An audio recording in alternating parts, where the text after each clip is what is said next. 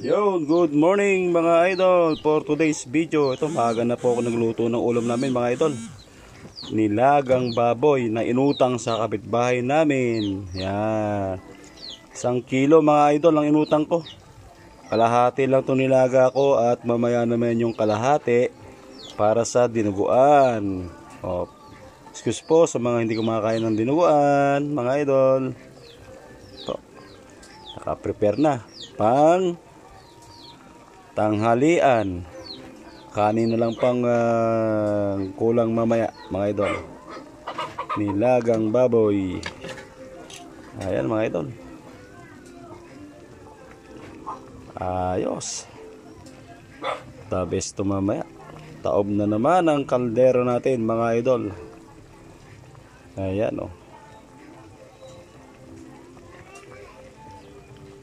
Thank you for watching mga idol.